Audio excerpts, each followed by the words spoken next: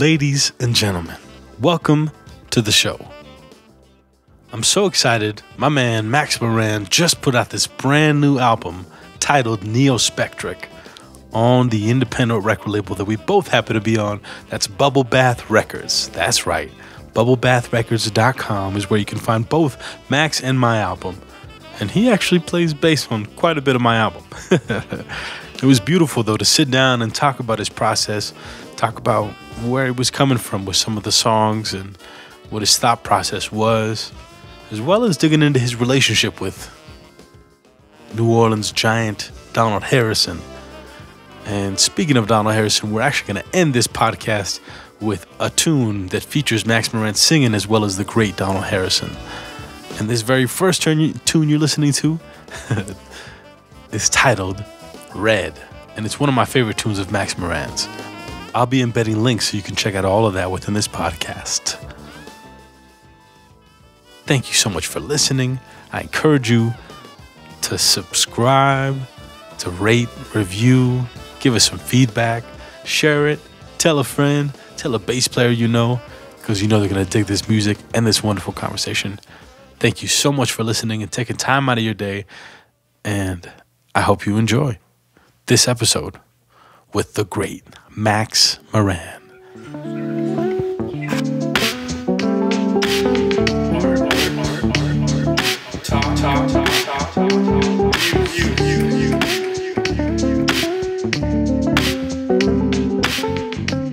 Mr. Max Moran, welcome to Art Talk Music, bro. Thank you for being on the podcast, my man. Hey, thank you. Thanks for having me, man. Dude, so we were talking about a couple of things off the podcast, man, I'm excited about. But first of all, congratulations on your first venture, your first release as an artist, man. It's got to be a very exciting and exhilarating thing to have thought about it for so long and finally have executed it. Yeah, I appreciate it. You know all about that process very well, so it is very exciting, and it's like a lot of relief now too. You know, big sigh. It's been like a long deep time. sigh of relief. Yeah. So you recorded the album where? I recorded it mostly at the Music Shed here, which is here in New Orleans. We did like 4 days there, and that's where we got the majority of the stuff. Then later we did just percussion and like the features like Donald Harrison and Nick Payton. We did those at Word of Mouth Studios on the West Bank. Nice. I did all my vocals with Josh Connolly at his studio. Josh and Courtney Fangman she's the engineer, and like they're kind of like a creative duo also. And so I did all the vocals at their studio. Yeah. That's awesome. So, but how long from the first session until this date? Like, how long did that process take you? Because for me, it took me about a year from everything starting to finish. Really, and then it took about 2 years to execute it through Bubble Bath. But I mean, like, when did you first go into the studio for the first part of this? I know it was December, and I'm not sure if it was 16 or 15. Wow. I would have to like look it up, but it's been like, I guess it was 16. It's been at least like 2 years now, you know? 17, 18. Yeah. Wait, let me I feel like it might have been 15. It was 15. The reason because yeah. I recorded mine in January of 2016, and I think you had told me about how you would wish you would have done yours at the Parlor as well. But I mean, the Parlor is everyone was just like Googling and going over that amazing studio, man. But yeah, regardless of where you recorded it, man, the bits and pieces that I've heard so far sound amazing, bro. So congratulations on that, man. Now tell me about all the songs and stuff. Are they all your original tunes, or did you do any covers in there? Any what? They're all originals. And you're right, it was 15. So yeah, it's like almost 3 years now. That's awesome. It's crazy. Yeah. But yeah, it's all originals. Chris Royal wrote horn parts on, I believe, 2 of the songs, Chest and All Right. And he helped with the horn arrangements on a couple. But yeah, I'll just no covers, all our stuff. And so what is that what is that process like? I mean, specifically, like I'm thinking about the tunes that you sing on. Like, when did lyrics come into the picture? You know, how are you a melody, a chordal, you know, Yeah, no, I mean, bass line guy first? yeah, they're all different. Yeah. Yeah. I mean, you probably Same way, sure. yeah. Sure, man. It's like some start with a bass line, some start with a drum groove. Have any started from words? No, I don't think so. Huh. Not this time. Me either, man. I'm trying to have that happen too, man. I like. I've been listening to this badass singer-songwriter Americana guy that's talked about how anytime he has a musical, a word idea, he just writes it down and then it's like finds a way to put it in a song later. But to have the words start a song is like, I don't know. So tell me about the song, the single that you released, man. The first single was Summer, and that one, I'm trying to remember how it started.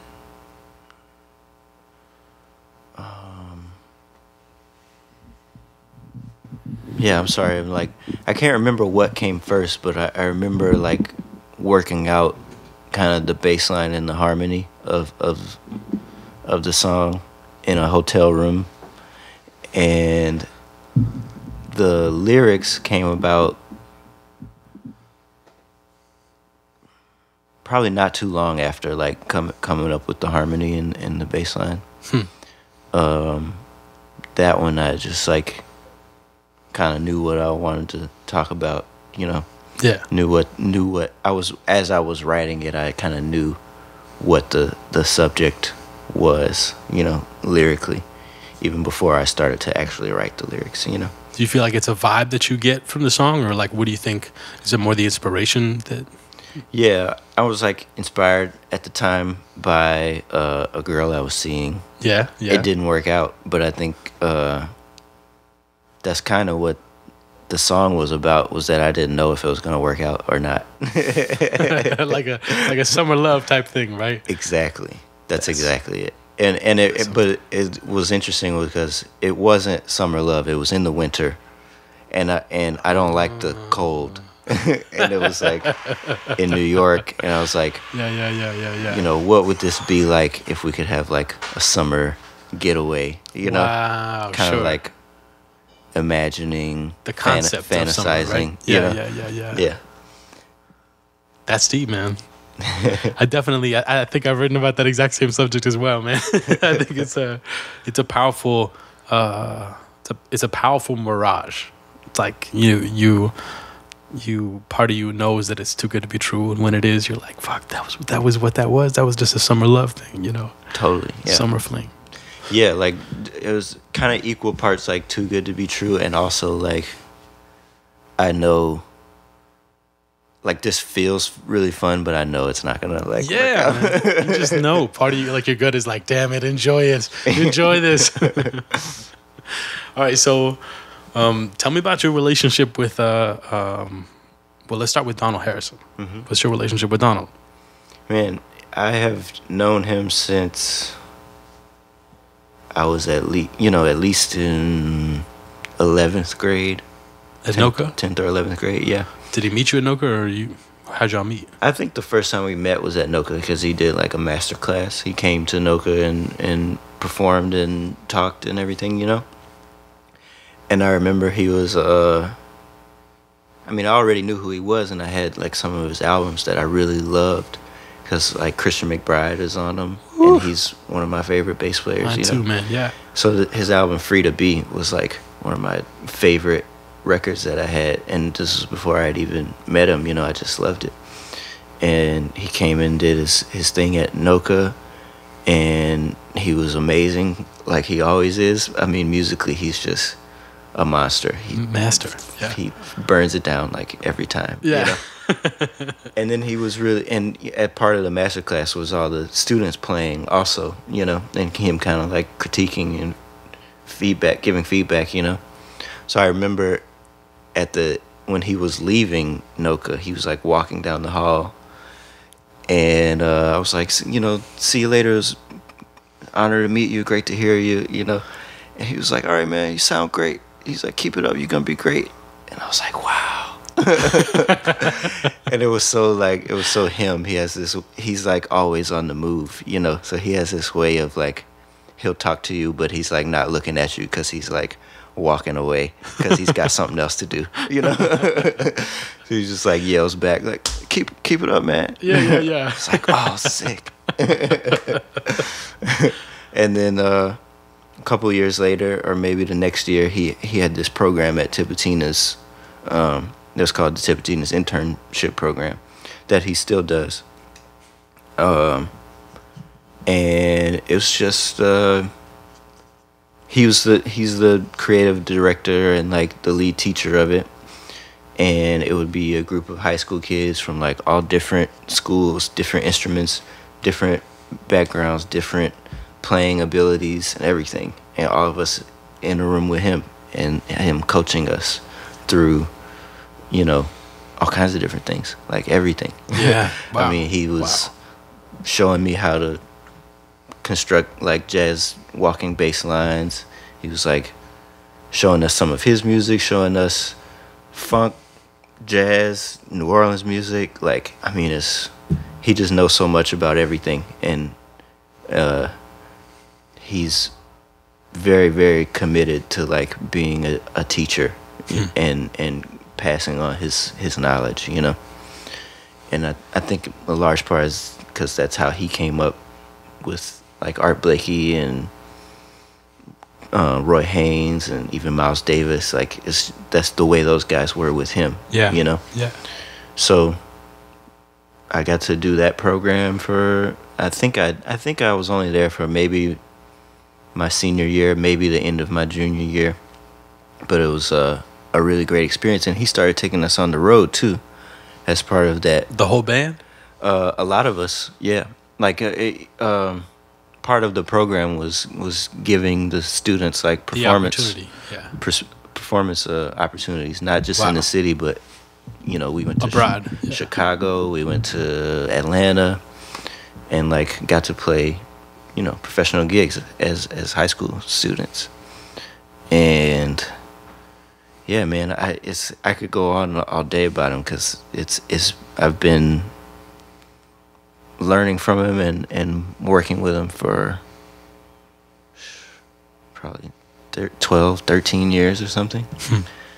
I've learned a tremendous amount and like still learn from him, you know. So he's very much still like a mentor. I don't play in the band anymore, but I'll still sub, you know, or like he's on the record, or so even though I'm not in the band, we're still close, and he's still very much like a mentor, you know. Yeah.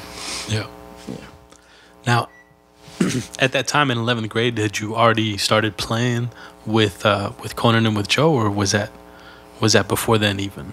Yeah, we were all in school together since 9th grade, I think, at NOCA, and we all loved playing with each other pretty much right away and got along really good, you know. Yeah. And it was by our senior year that's when we started the band, the Bridge Trio, and like named it and had our first shows like as a band. But we were also playing with Donald at that time. And then yeah, so like among those first trips, Joe and Conan were on those too. And then when I got to Berkeley was when Joe and I and Conan started working with him professionally, because then we weren't just part of his program anymore. He was like hiring us and paying us and taking us all over the world. Wow. Yeah. Starting in our freshman year of college, yeah. And it was such it was everything, man. It's like boot camp. Wow. It's like musician boot camp. Wow. Truly. Yeah. Truly, man. Because he would kick our butts, but like he did it with love, and he did it because he wanted us to push ourselves, and he wanted us to be great, you know. It's definitely like you became a messenger of the messenger, right? Now, you went to Berkeley. You went from Noka to Berkeley, and you were there for 4 years, or how long did it take you to finish your music degree? It was about 3.5. So because I went through a summer semester to get out a little earlier. So Get it done. Yeah. I finished in 2010. And did you move right back to New Orleans, or what'd you do? I did. I came back to New Orleans. And did Conan and Joe as well y'all kind of followed suit each other, or did Conan go up to New York then, or?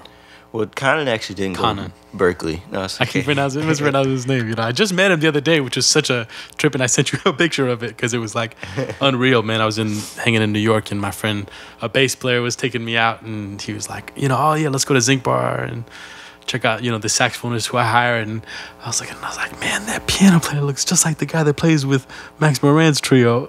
And it was like, oh my God, that looks like Joe. And then they came off stage and it was like, oh my God. I went up and nerded it out. But yeah, so I just met him, so I still am learning how to pronounce his name. Sorry. No, it's okay, man. It's like not a common name. Definitely. I think most people have trouble with it. Yeah. So he's aware of it too. He kind of like laughs about it. It's all good. Sure, man. Sure. But yeah, he actually didn't go to Berkeley. He went to Manhattan School of Music and the New School. Oh shit, gotcha. That was his connection right away then. Yeah. So he stayed in New York. It's awesome. Since college, and he's still there. He's never come back. He's never left. Joe and I think we both moved back to New Orleans after school for a few years, and then we both moved to New York at like the same time. And neither of us knew where we were living, and neither of us like told each other where the other one was living, and it ended up we were 4 blocks away from each other. Really? Like completely unplanned. Wow. So that was amazing that I could just like walk down the street and kick it with my best friend, and play. Where, in Harlem, or you guys at? It was in Brooklyn. Gotcha. And but I only stayed for like 6 months, and Joe stayed, much longer. He still kind of like splits his time between there and New Orleans, and he's always on the road also, So he's kind of all over the place. That's awesome. But yeah, I stayed for about 6 months and decided to come back to New Orleans. So getting back to your record a little bit, man, and the process of putting it out, you signed, we're both label mates on Bubble Bath Records, and you put your music out through that. Did you start your own publishing for the record? Like, did you go through that route of like taking care of the legal issues that most musicians hate and don't like to deal with and put off, until the last second? I know I did, man. But what is that like, man? I mean, as someone who, obviously, it's like we're in the music stuff and we don't really think about the business aspect of music often at all. It's like, especially as sidemen, you know what I'm saying? Sure. What was that like for you, Man, it's still a struggle because, I did do it. I copyrighted the songs and I set up a publishing company, and I'm using my own publishing for all the tunes, except, the ones that Chris co-wrote. He gets a share under his publishing. But it's still a struggle because that stuff, that side is not creative. Nothing to do. Has absolutely nothing to do, or no side of our brain is turned on by us sitting at the computer and researching BMI or ASCAP. Why? It's like, what? Like filling out forms and paying the government or whatever. Man. Like, it's not. It's like, where's this money going to? Who are you actually taking this? Like, what? Do I really have to register every song? Can't I just do them all together? Yeah, you can, but then that'll be an issue, sir. It's like, God dang, man. But at the same time, you want what's owed to you. That's right. That's right. These are the organizations that are set up to make sure that happens. Yeah. Yeah.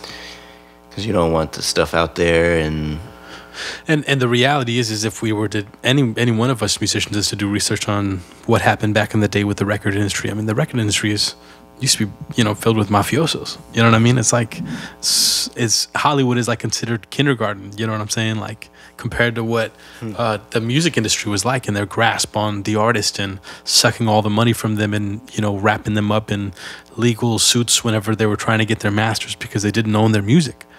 And so nowadays, for us to have control of that and be able to go empower ourselves, like Bubble Bath does for us and for all the other artists on the label, to be able to, like, figure out what the heck those things are, as boring and as mundane as they are. It's like, we are in some ways aiding ourselves nowadays to not have happen what happened before. It's like, right.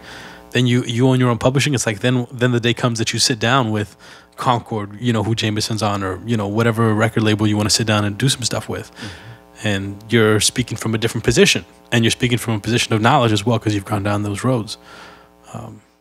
But I don't know. The more and more I talk about it to musicians and stuff, and artists as well, because my dad being an artist, it's like three hands. Like what was it? Someone was saying a quote the other day that was saying, like, if I can get 1% of 100 people's energy and time, as opposed to 100% of my energy and time, then, like, I'll pay for that.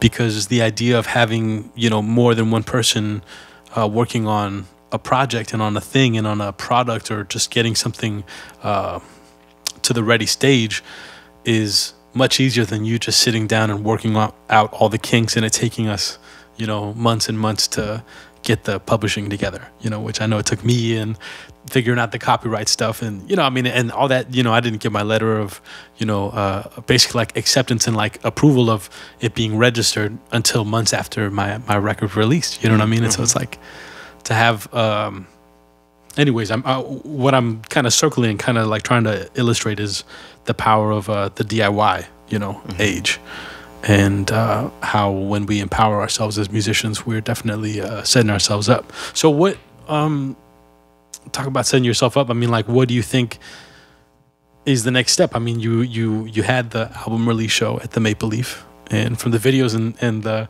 comments and stuff that I've heard, was awesome. What do you think is next? Do you think about the next album, or is it's not even a fragment of a thought? Mm-hmm. No, I've definitely been thinking about the next one. Because you've been working on this one for so long, right? Yeah. And also, you listen to like, I like what you said about the 1%, the 100%, because that's something I've been learning also through this whole process, from lots of, and I keep hearing it from lots of different people and books and sources, is that, like, nobody can really do it themselves, right. and be right. successful. Success is like, success takes a team. So in that spirit, one of the things I heard Jameson Ross say after his first record, going into recording his second one, was that, like, he told me his first record was really just kind of figuring out what to do on the next one. Mm-hmm. Mm-hmm. Big time. Because and they're great records. They're both great records. But he's a really smart and amazing musician and artist. And so I, whenever he says things like this, I listen. Yes. And but it's like, is, even though this album is a complete work and I'm proud of it, listening back, I'm also like, okay, I want to do some things different next time. Like what? Like, what are some things off the top of your head? I want to deal with space a little differently on the next one. On this one, I let everyone play, and I never want to, like, take that away, because all of the musicians are incredible, and they're all super creative, and I want them all to be creative, but I want to go for just a different kind of texture, and maybe use a little more space, and see where that goes, so there's and it's more of a not good or bad, but just like an observation, mm-hmm. that you know, some things are busy, some things are simple, you know? Yeah, and of so, course, like, man. Of course. for the next one, I think I want to try a little more simplicity, you know? Yeah. Which is, it's just a different thing, like a different challenge. Yeah. It's definitely an interesting thing to like listen back to the record that you keep hearing over and over and over and over and over again, you know? Yeah. Yeah, and yeah, I mean, like I said, I'm totally happy with it and proud of like what we did. But yeah, I mean, you're always gonna hear things differently from day to day, and as you like change, as time goes on. Yeah, Yeah. you change and your tastes change and your ideas of what you want to communicate. You know. Yes. It's like, so we've communicated this thing that's out now. So we want to communicate something else. Yeah. So this is a question that I ask, that I've been starting to ask a lot of the guests that come on the show. What does jazz mean? Like, what does jazz in your life, you know, mean to you? That's a good question. Because there's a lot of different ways I can answer it. I saw there was this video circulating a while back that was from maybe the 60s, I think. You know, it was on YouTube. That's how it was circulating. But it was like from a film or documentary in the 60s. And I can't even think of the name of it now. Mm-hmm. I'll have to find it. But they had a very interesting take on jazz as, you know, a style, kind of drawing some interesting parallels between aspects of the music and like the cultural background of like black people in America. And because it is an American art form, you know, you can't really separate the two, I think. You can't separate those people that created it and the music from, you know, their experience and their experience in that cultural and social and political environment, you know? Sure. So some of the interesting things were that, like, you know, jazz standards have like a form, and the form, you know, is kind of like this endless loop, you know? Yes. And you're soloing over the form, and you have this freedom to express yourself and improvise, but you're still locked into the form. And this film kind of drew like a parallel between that form being kind of, you know, the social like confines and constructs that particularly black people in America are like kind of locked into, you know? So I think that, you know, made me think, and I think there's a lot of truth to that it is very much like the expression of an oppressed people. But on a brighter note, and in a kind of like bigger picture, jazz to me, you can kind of, you know, like when I listen to John Coltrane, it's like the band is like painting a picture to me. Yes. And they're like painting this beautifully intricate and detailed picture of like the universe. Mm-hmm. And I like to think about it that way also, you know? Yeah. Which is totally different. Sure. Different spectrum of. Yeah. But, you know, kind of more spiritual side. I don't know. So. That's awesome, man. That's awesome. John Coltrane, more than any other musician, played a huge role in influencing my musical direction, my musical opinions, my idea of what music and spirituality can be. especially with the Love Supreme. I mean, obviously, like, you know, it wasn't until the day the liner notes came into my hands that I could read his poem that he set and that he's playing through when he sings, you know, when he's playing the song. And I say singing because he's singing through his horn, these words that he wrote, you know, this prayer that he wrote. And, you know, even though I'm practicing a different tradition now, it's like, it still resonates very deeply of someone's ability to evolve in such a short amount of time and go through a journey and like an inner like curiosity seeking, like this inner question that he kept presenting to himself every single night, you know, during the gig, after the gig, when he'd go home to the hotel room and practice, and, you know, the next day, and it became his mantra, his whole reason for existing. And yeah, man, I couldn't agree more. I think, you know, Coltrane definitely paints a gorgeous picture with his quartet, specifically with his quartet of so many scenes, you know. Yeah. That's probably one of my favorite quartets of all time. Oh yeah, absolutely. Yeah, man.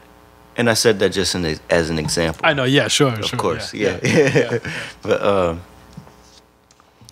all kinds of people paint pictures, man. I was just listening to Bill Evans' album Alone, and it's like one of my favorite records. I used to put it on all the time to listen to right before I fell asleep. Mm-hmm. You know, like back in the day when I still had like a Windows computer and like would leave the screen on and would play music to go to sleep to. I'd always play that album to go to sleep to. Yeah. And I was listening to it driving around during the daytime, and ironic enough, it was like the first song came on, and it was "Here's That Rainy Day," and it was a little bit rainy, but just to like re-listen to like what the piano, you know, can be, and that being jazz. I mean, but it doesn't have to be even jazz. It can be anything. Mm-hmm. The picture that it paints for you, you know, like, yeah, it's immense, man. I think that's a beautiful analogy to put to what jazz can be, and what, you know, the music, and what all kinds of musicians that practice this art form certainly do with their music, you know. And I saw great musician Randy Weston recently. Yeah. Rest in peace. Yeah, I know. But maybe I say recently, but it was probably like a year or two ago. Mm-hmm. And he was saying that music was born out of men, not just men and women. Mankind. Sorry, I'm trying to cover all the politically correct over here. Yeah. But music was born from humans like imitating nature, which such a deep concept. And me and John were just talking about that, John Maestas. Yeah. Because he's playing the Mbira. Yes. And it's got these rattles on it. And and bottle cans. Yeah. Yeah. And then the name of the rattles means like something that imitates nature. He'll have to tell you what the name is because it's in another language. But, you know, the rattles can sound like crickets or water flowing or the wind, you know. Yeah. So like music comes from people imitating nature, you know, what they hear and what they see and experience. I mean, so it's all just an evolution of that. So that's profound, man. Yeah, I was just at my friend Andrew McLean's house. I'm not sure if you know him or not, but he's a badass, you know, musician who's like that call guy for anything Indian music out here, North Indian music. But he and I were talking about a tradition, an ayahuasca tradition, talking about psychedelics for a second, in Peru, where they use brushes of a tree, you know, leaves of a tree, not brushes, leaves of a tree that they allow to dry up and tape together so that they're hitting them against a table in the similar way that these leaves would move against the wind and move with the wind. And they use these, though, in a tradition that's been around for thousands of years, to accompany, of course, a psychedelic journey that happens over the course of many, many hours. But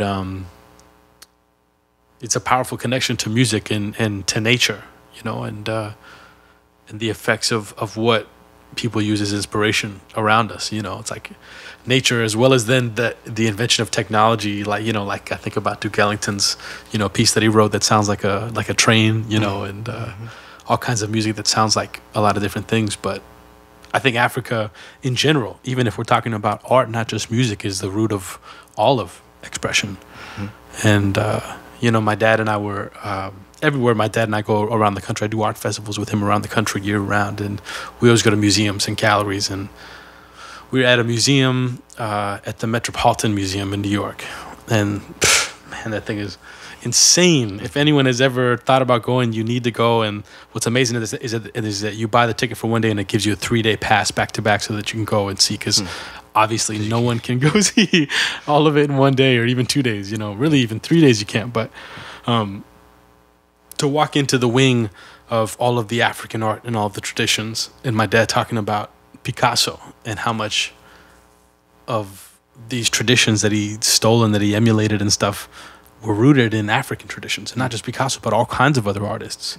And the music and the connection to that is something that I definitely get more and more into. And now that I've been twice, I definitely want to, get my hands more in the dirt, as opposed to go to the places like a tourist or go there with the intentions of being in the city. But almost I definitely look forward in the years to come to doing like some ethnomusicology, musicology work, like studies and experiences down there. But anyways, of course, we're getting off topic, of course, of the original question of what jazz is. I mean, really, there's no topic or direction in the podcast world, which is beautiful. But getting back to you and getting back to this record a little bit, man, and getting to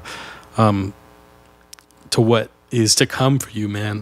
Do you have any plans with the Bridge Trio coming up in the next couple months, or maybe for next year? You guys got anything on the horizon? Yeah, we have an album that's, the music is finished, but we're working on the artwork and the whole release process. But we're gonna release a new album, and it's the second part of what's gonna be a trilogy, and it's called The Search. The Search is, so the first album was The Search Departure. This next one, I'm not gonna say it yet. But it's gonna be part of The Search trilogy. Beautiful. And so we recorded a lot of these songs at the same time that we recorded the first album part. Yeah. Where'd you guys record that album? Those were at Word of Mouth Studios. Beautiful. Mostly, and there's a couple that were recorded in Brooklyn. Actually, while me and Joe were living up there. Nice. At Peter Carl Studios in Brooklyn. So right now that's the plan, is to kind of finish the album up. That's exciting, and man. Get it out. Now, speaking of artwork, who did your artwork, which I freaking love, man? It's a beautiful painting of your faces, the gorgeous moon and all this, tell me about who did it, man. Thanks. My dad took the photograph of me, but the artwork on the cover was done by Manzel Bowman, and he's someone that I found on Instagram. And he's really great. I was just, following him just because I like this stuff. I think he's based in Atlanta. Wow, yeah. And I was trying to come up with what I wanted for the album, and I love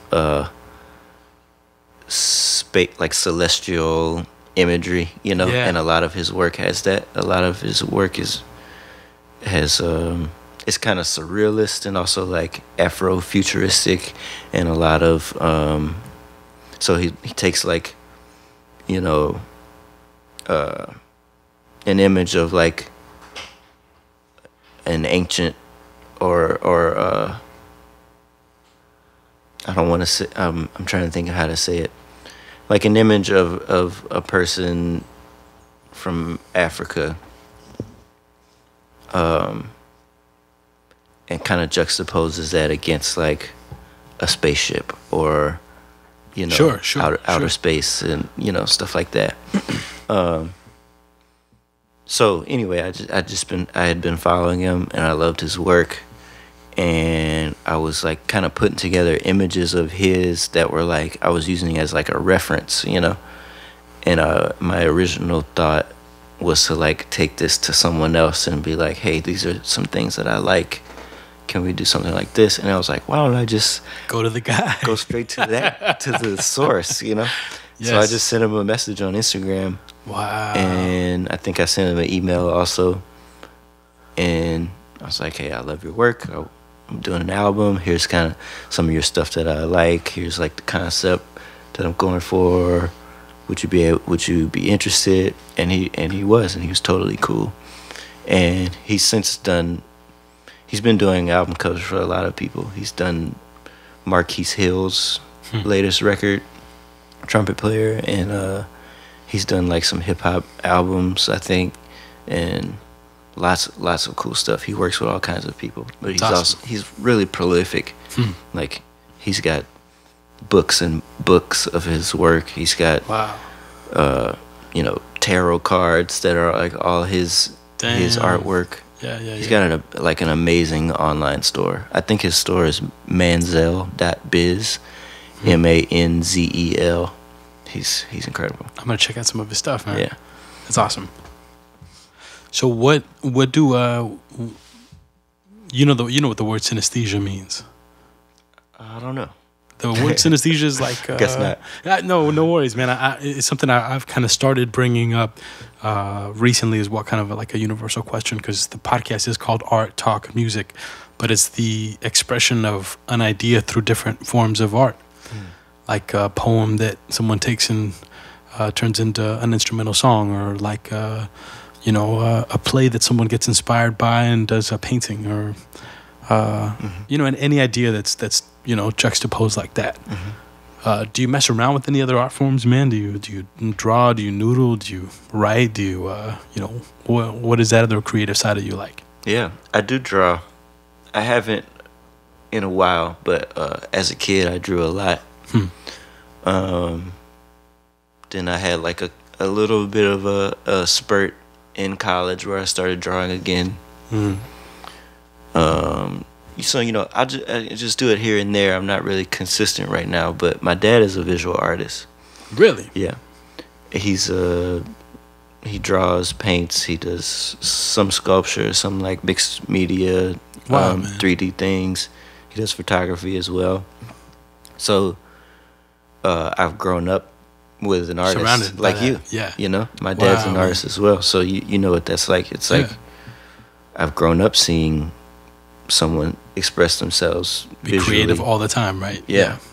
So, and my sister is an artist as well. Awesome, man. My older middle sister. I have two sisters, but she does like jewelry. She does drawing, painting. They're both in a lot of different mediums. But yeah, so I draw a little bit, and actually John was showing me this book of Miles Davis of his paintings. The other day. Dude, they're amazing, right? So cool, so trippy, man. I have a friend that I met when I was at Mona's over in Nashville. That is, he's this producer in Nashville that's married to this Colombian, and he owns one of Miles Davis' freaking paintings, man. Isn't that amazing? Wow. I was like, holy, how much did that cost? He was like, I'm not going to tell you. I mean, that's extremely valuable. Extremely valuable stuff, man. In so many ways. Yeah. But yeah, I would love to do that at some point, Yeah. Is like put out some artwork. Some of your art, dude. Yeah. Jono and I, he was one that had given me the idea of, for my next album, making a booklet alongside my album that I can sell like individually, or like like a pair, but that is just of the artwork, because the first album that I put out has all this other art of has two of my pieces, a piece of my father's, and a couple other pieces from different artists that collaborated with me in some way or another to create an art piece using my song as inspiration. And so now I want to do that, but with my own artwork. And I don't know. I mean, especially like in the metal sculptures that I've been making recently, it's like when you mess around with metal, you touch that piece of metal, and different pieces of metal have different pitches. And so there's this interplay that has like come up, and might or might not have been on a vision of psychedelics and sensory deprivation tank or not, but I just definitely started doing that and want to do that with the art pieces and with the album. And so John and I have definitely talked about putting that out as like a booklet, Yeah. which would be tight. But Yeah, that's awesome. my dad also painted my like my main guitar is this red and white Telecaster that I play in. My dad did a painting on the back of it, Yeah. and my friend painted, or my friend built that guitar that my dad painted on. And I'd like to have him build me another guitar that I'm gonna paint on, and definitely gonna try and make that more of a part of my life, bro. Now, what Very cool. Yeah, I've seen that guitar. It's beautiful. Thank you, bro. Now, what to kind of take it back for a second, man? What is your relationship with music? When did you first get into music? You said your dad was a musician as well, right? He Or not? he You said your parents supported you in music, I should yeah, say. definitely. Right. My dad does play. He plays the accordion. Really? And he plays like Zydeco stuff? Or what? Cajun and Zydeco. Yeah. Beautiful. He started playing when he was like 50. Wow, that's sick. That is awesome. But he's always loved music. So like, there's always been music in my house. Uh-huh. Growing up, he's always listening to music in the house. My mom had piano lessons as a kid, so she actually knows how to read music. I was gonna kind of tease my mom. What are you gonna say? We like to mess with her because she's not the best singer. She doesn't have the best rhythm. Yeah. But she can probably read music better than I can. So she's talented and studied as well. Yeah, and they just had like they had me and my sisters in music lessons like when we were really young. Gotcha. So I was 5 years old and I started violin lessons. Violin first. Yeah. Interesting. And I never liked playing the violin really. I think I didn't feel like it was masculine enough or something, I was already like little, I'm like short and small and I'm playing this like what I thought at the time as a 5-year-old to be like a girly instrument or whatever. Yeah, that's hilarious. Of course, there's tons of men that play the crap out of the violin. But as a 5-year-old, right? I didn't think it was cool. Yeah. Now, so did you jump to contrabass first, to double bass first, or did you jump to electric bass first? I did electric guitar first for like a little while. Was starting when I was like 10. And then electric bass. So you played violin for a couple of years, or did you just play it just for all those years you played violin? Yeah, like 5 to 10. Damn. Yeah, and I just... so you got past the phase of sounding like screeching nails. Yeah. Like what I would enjoy was like when things would start to sound good. Because like I didn't like practicing. My mom would have to like make me practice, and she would like stand right next to me like while I practice to make sure I did it. Yeah.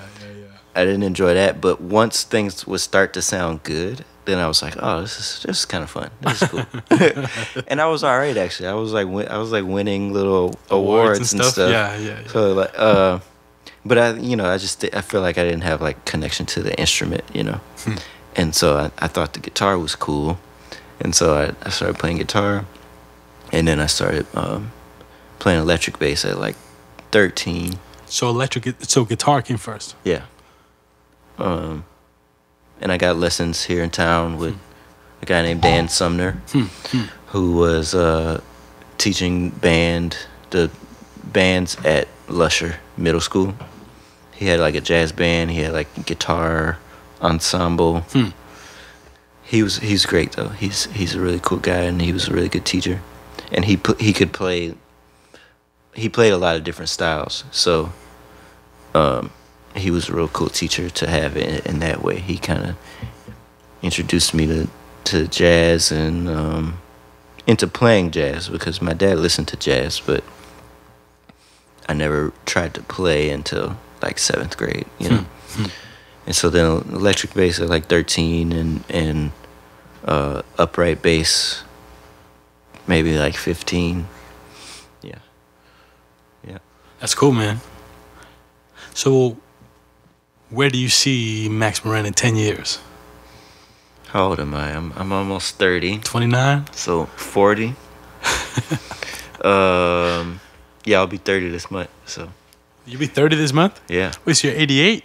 Mm-hmm. Oh, snap. All right, bro. Happy early birthday, man. Thanks. Yeah, you hit 30 already, man. Well, where I see myself in 10 years, I'll probably have a kid because I'm getting married soon. Congratulations. I'll probably have a kid by then. Man, it's a big question mark, to be honest. Yeah. Where would you like to see yourself? I would like to be working more with the Bridge Trio. Mm-hmm. Just playing more. You see yourself still in New Orleans? Yeah, most likely. Either New Orleans or somewhere very close, like Araby is a cool neighborhood. Araby. It's kind of like right outside of the Ninth Ward. Got you. So it's not Orleans Parish anymore, but it's like 15 minutes from Frenchman Street. You know, I like it out there because it's a little more space, a little more chill and quiet. You know, Yes. but I can still be here. in the city. You know, so thinking we might move out there. I don't know, but yeah. I mean, I'm still gonna be playing. But it's a big question mark, you know? I just don't know. I know I want to continue doing things with the Bridge Trio. And I know I'll still be playing and writing in some capacity. But, like, really, I don't know, man. It's just there's so many different ways you can go. Yeah, sure. Today. In the industry is like rapidly changing Every single day, yeah. and there's so many areas where you can make music, you know, because I know I can't really like stop making music. Yeah, we're addicted for life, bro. We're done, right? and you know, you have to make money if you're gonna have That's a right. kid. That's So right. like, You but gotta the ways you can make money are, you know, just so so open. many more than before. Yeah, man. Yeah. So where I'll be focusing my energy is a question for me right now. Cool. Now, for all the young up and coming bass players, what is something you recommend? Like, what's something you would have recommended yourself coming out of college or being in your first couple years of college, or you know, I know that was only what 8 years ago or 6 years ago or whatever, but. What do you have to say for the young cats out there? I still wish I practiced more. So, you know, I saw while I was at Berkeley, I saw a master class with Benny Golson, and he was like, "Just shed. It's never a waste of time." And he's so right. It's like even if you sit down for 5 minutes, Yeah, it's shit. that's 5 minutes that you. You did something. Exactly. Yeah. So I still wish I practiced more to this day, and wish I would have been practicing more and more diligently, like all these years or whatever. 'Cause I feel like I practiced the most in high school. So yeah, just practice, man. Just play, and play stuff that's fun, that you like because you like it, you know, that's Yes. fun for you because it just feels good, you know, and play with people because you can't you can only do so much practicing alone, you know. You Big got to time. play with people unless you want to be A solo a soloist, you know. 13-string bass player, right? Yeah, totally. And if that's what you want to do, amazing. Yeah, do it. Yeah. Good. Welcome to YouTube. Yeah. But if you want, if you want to play with bands, you gotta Gotta play. Yeah. do it. Yeah. Yeah. It's like, yeah, that's the deepest advice, man. Even for me, yeah. I wish I would have practiced as well, and feel like I'm gonna practice a little bit after this podcast is done, bro.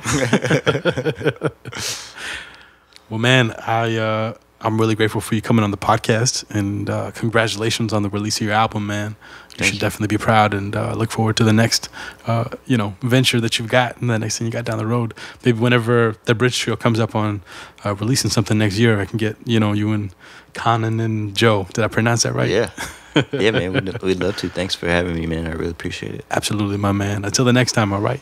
Yeah. Thank you, bro. And thank you for listening to the show.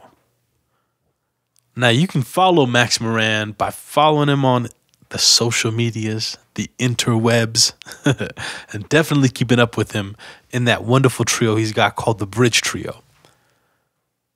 As I hinted at earlier at the very beginning of this podcast, we're definitely going to get to listen to these 2 tracks from Max Moran and Neospectric's brand new album titled Neospectric. Now, the first tune we're going to listen to is the tune featuring the great Donald Harrison, and it's titled Continuation. And then, of course, I'll replay the very first tune you got to listen to in its entirety. That's one of my favorite tunes as well, called Red.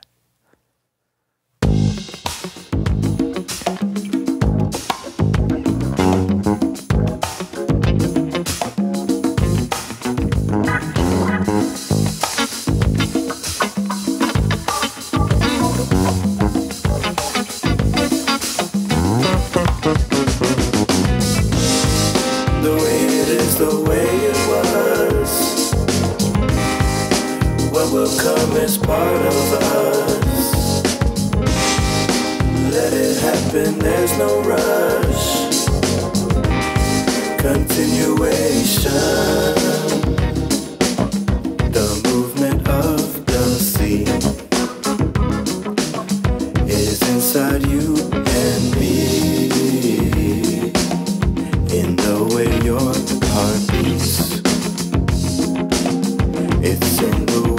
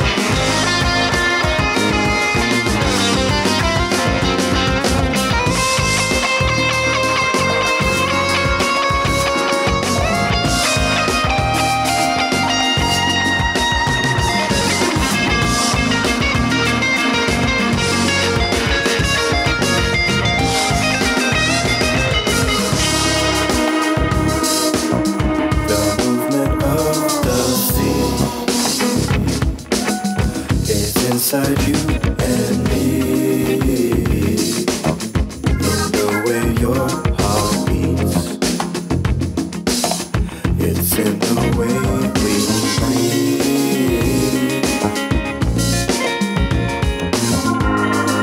In and out, two sides, one way, like a growing tree. Can't help but be part of the ground, part of the sky. The way it is, the way it was. What will come is part of us. Let it happen, there's no rush.